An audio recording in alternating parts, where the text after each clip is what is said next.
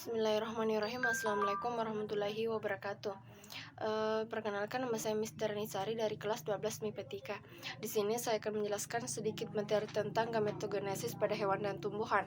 Di sini saya akan memperlihatkan gambar dari spermatogenesis, oogenesis, mikrosporogenesis, dan makrosporogenesis.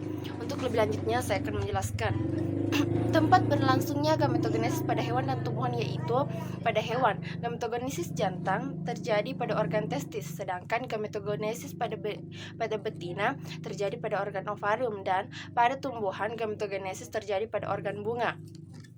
Bagaimana proses gametogenesis pada hewan? Proses gametogenesis pada hewan jantan atau spermatogenesis, sel diploid yang akan menjadi sel induk sperma menjadi besar sebelum membel secara neosit. Sel demikian disebut spermatesis primer.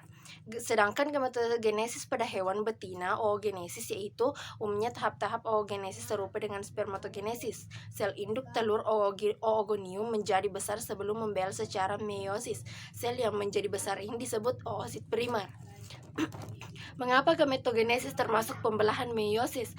Karena perlu dilakukan pembelahan sel yang mengubah jumlah kromosom pada sel dari diploid S2N menjadi haploid N untuk menghasilkan gamet. Saat gametogenesis ini diperlukan pembelahan sel yang merubah jumlah kromosom, yaitu dengan cara meiosis.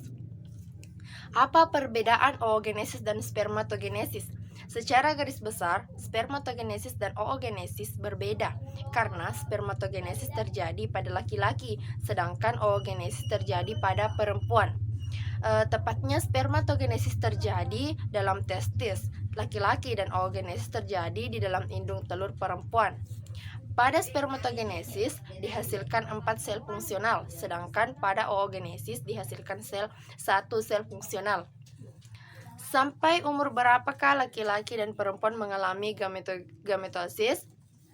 Pada perempuan antara usia 48 dan 52, sedangkan pada laki-laki di umur 50-an, tetapi sebagian besar lebih dari 50 tahun. Mungkin itu saja yang sempat saya sampaikan tentang materi pembelahan gametogenesis.